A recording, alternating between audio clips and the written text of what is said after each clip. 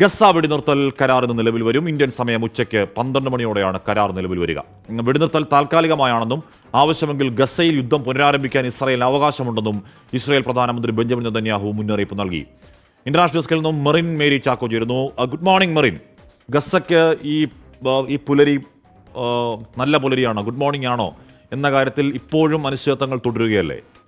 Good morning Hashmi. ഗസയിൽ ഒരു സമാധാന പുലരി ഉണ്ടാകുമെന്ന് തന്നെയാണ് ഇന്ന് പ്രതീക്ഷ. കാരണം ലോകം ഏറെ പ്രതീക്ഷയോടെ കാണുന്ന ഗസ വെടിനിർത്തൽ കരാർ ഇന്ന് നിലവിൽ വരികയാണ്. ഇന്ത്യൻ സമയം ഉച്ചയ്ക്ക് 12 മണിക്കാണ് ഈ കരാർ നിലവിൽ വരിക. പ്രാദേശിക സമയം രാവിലെ 8:30 ഈ കരാർ നിലവിൽ വരുന്നത്. പ്രധാനമായും ഇന്നലെ തന്നെ ഖത്തർ വിദേശകാര്യ മന്ത്രാലയം മുന്നറിയിപ്പ് നൽകിയിരുന്നു. അതായത് വളരെ കരുതൽ വേണം, ജാഗ്രത വേണമെന്നുമെല്ലാം ഇന്നലെ ഖത്തർ മന്ത്രാലയം മുന്നറിയിപ്പ് നൽകിയിരുന്നു. മാസങ്ങൾ നീണ്ട ചർച്ചയ്ക്കൊടുവിലാണ് ഇപ്പോൾ ഈ ഒരു വെടിനിർത്തൽ കരാർ യാഥാർത്ഥ്യത്തിലേക്ക് നീങ്ങുന്നത്. അമേരിക്കയുടെ നേതൃത്വത്തിൽ ഖത്തറിന്റെയും ഈജിപ്തിന്റെയും മധ്യസ്ഥയിൽ നടന്ന ചർച്ചകളിലൂടെയാണ് ഇപ്പോൾ ഈ ഒരു വെടിനിർത്തൽ കരാർ യാഥാർത്ഥ്യത്തിലേക്ക് നീങ്ങുന്നു എന്ന് പറയാൻ സാധിക്കും. പ്രധാനമായും 3 ഘട്ടമായാണ് ഈ കരാർ നിലവിൽ വരുന്നത്. ഇതിന്റെ ആദ്യഘട്ടം എന്ന് പറയുന്നത് 6 ആഴ്ച നീണ്ടു നിൽക്കും, അല്ലെങ്കിൽ 42 ദിവസം നീണ്ടു നിൽക്കുന്നതാണ് ഈ ഒരു ആദ്യഘട്ടം. ഈ ഒരു ആദ്യഘട്ടത്തിൽ ബന്ദികളെയാണ് മോചിപ്പിക്കുക. അതിനുശേഷം ഈ ആദ്യഘട്ടം നിലവിൽ വന്ന് 16-ാം ദിവസമാണ് രണ്ടാം ഘട്ടത്തിനായുള്ള ചർച്ചകൾ ആരംഭിക്കുക. ഈ രണ്ടാം ഘട്ടത്തിന് ശേഷമാണ്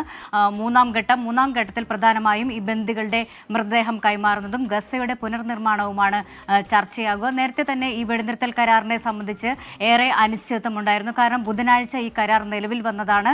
ഇതിന്റെ അംഗീകാരം നൽകുന്നത് ഇസ്രായേൽ മന്ത്രിസഭ വൈകിപ്പിച്ചിരുന്നു. കാരണം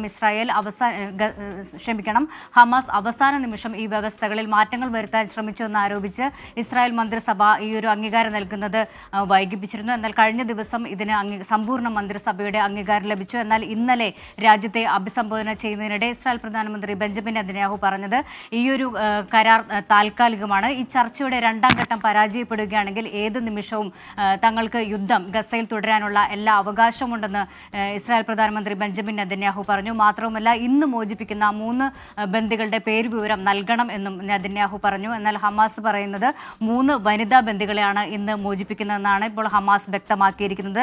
ലോകം തന്നെ ഏറെ പ്രതീക്ഷയോടെ കാണുന്ന ഒരു തീരുമാനമാണത്. കാരണം 47,000-ലധികം പേർക്കാണ് ഇവിടെ ജീവൻ നഷ്ടമായതിൽ ഏറ്റവും സങ്കടപ്പെടുത്തുന്ന കാര്യമെന്ന് പറയുന്നത് 17,000-ലധികം കുട്ടികളാണ് അവിടെ മരിച്ചത്. ഒരു നേരത്തെ ഭക്ഷണത്തിനായി പാത്രങ്ങളുമായി ക്യൂ നിൽക്കുന്ന കുരുന്നുകളുടെ ചിത്രങ്ങളെല്ലാം കഴിഞ്ഞ ദിവസങ്ങളിൽ അല്ലെങ്കിൽ ഈ വർഷങ്ങൾ 15 മാസമായി അന്താരാഷ്ട്ര മാധ്യമങ്ങളിൽ നിറഞ്ഞു നിന്ന ഏറെ സങ്കടപ്പെടുത്തുന്ന കാഴ്ചയാണ്. ഭക്ഷണത്തിനായി പച്ചില എല്ലാം അരച്ച് ഭക്ഷണം കഴിക്കുന്ന ഒരു ജനതയുടെ വാർത്തകളെല്ലാം അല്ലെങ്കിൽ സങ്കടപ്പെടുത്തുന്ന കാഴ്ചകളെല്ലാം തന്നെ ഈ പറയുന്ന വെടിനിർത്തൽ കരാറിനോട് നെതന്യാഹുവിന്റെ പാർട്ടിയിലെ തന്നെ 2 മന്ത്രിമാർ എതിർപ്പ് പറഞ്ഞു. മൊത്തം 8 മന്ത്രിമാർ അവർ എതിർപ്പ് പറയുന്നുണ്ട്. എന്നാൽ കരാറിലേക്ക് പോകേണ്ടതില്ല എന്ന് പറയുന്നുണ്ട്. അപ്പം ഇസ്രായേലിനകത്ത് തന്നെ ആ കരാർ മന്ത്രിസഭയിൽ തന്നെ വലിയ ഭിന്നതയും പ്രശ്നവും ഉണ്ടാക്കുന്നുണ്ട്. ഇസ്രായേലിന്റെ പരാജയമായി കണക്കാക്കപ്പെടും എന്നൊക്കെയാണ് അവരുടെ വിലയിരുത്തൽ. അപ്പോൾ അത് കാരണം ഈ കരാർ നാളെ ട്രംപ് അധികാരത്തിലേക്ക് വരുന്നതുമായി ഡയറക്റ്റ് ബന്ധം എന്തായാലും ഈ കരാറിനുണ്ട് എന്ന് തന്നെയാണ് രാഷ്ട്രീയ വിലയിരുത്തൽ. അപ്പോൾ ഈ കരാറിനോട് മൊത്തത്തിൽ അങ്ങോട്ട് കരാറിലേക്ക് പോകാൻ ഇസ്രായേൽ അത്ര കണ്ടങ്ങോട്ട് താല്പര്യം ഉണ്ടായിട്ടില്ല. അതുകൊണ്ടുള്ള ചില പ്രശ്നങ്ങളുണ്ട്. കരാർ നിലവിൽ വന്നാൽ ബന്ദികളെയൊക്കെ മോചിപ്പിച്ച് തുടങ്ങിയാൽ നിലവിൽ വന്നു എന്ന് പറയാം.